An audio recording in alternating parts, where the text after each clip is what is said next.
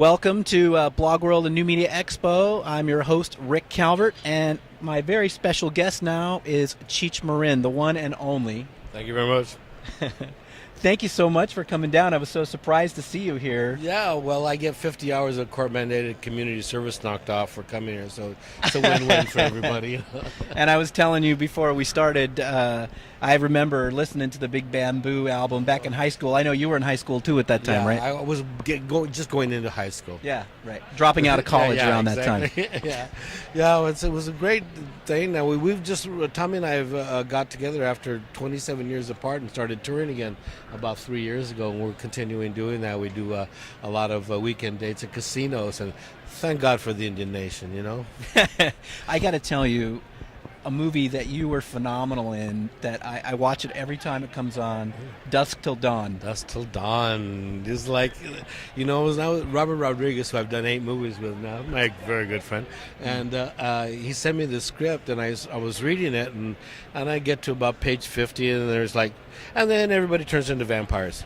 Exactly. It's like, what I happened? missed something, and I said, and I finished reading it, I go, well, it's either going to be a big cult movie or he's going to throw a big pail of cold water on everybody's career here. So, but it was fun, so I did it. That's well, amazing. You're not afraid of doing risky things. I am not afraid. You can't scare. At this age, that's what I like being this age. You're not scared of anything.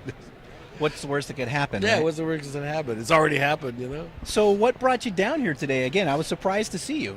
A guy I'm working with, Travis, is introducing me here. to the this guy over here. Yep. He's introducing me to the Long Island world because I want to self-publish, you know, and because I started exploring the traditional publishing world, and I was just disappointed with what I was seeing and the ability to get stuff out. There's so many filters before you get to the people, and I started writing this series of essays about the Latino big changeover that's occurring in this country from a comedic point of view.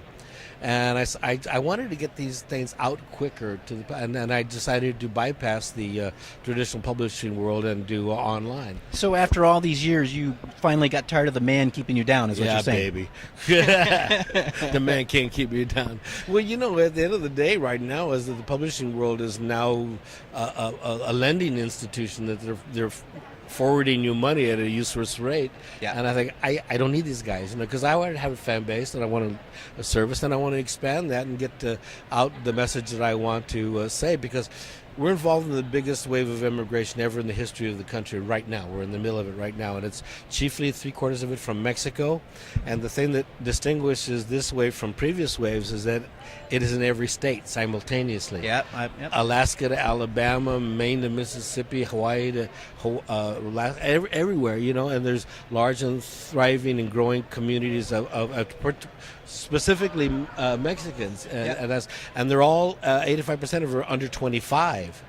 So there's going to be a baby explosion like you've never seen in this country. Because Mexicans like to have babies. And they like to have them babies, boy. Let me tell you. And in every state simultaneously. That's right. That's the big difference. Yeah, and by the way, I know you don't know this about me. I grew up in San Diego, and for about 4 years, my backyard fence was the Mexican border. Mexican, really? Literally. Yes.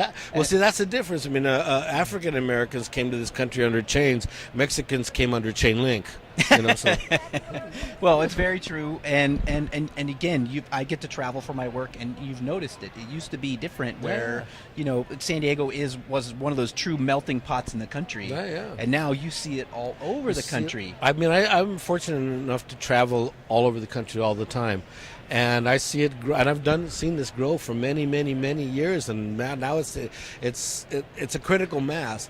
And the message I want to get out is, how do you engage these numbers in a system that has heretofore persecuted them? Yeah, right. You know, how do you get them to come out of the shadows that they've been pushed in? So I don't know whether our audience, and this is going to particularly be interested in this, but again, something you don't know about me. I was a political blogger. That's how this show got started.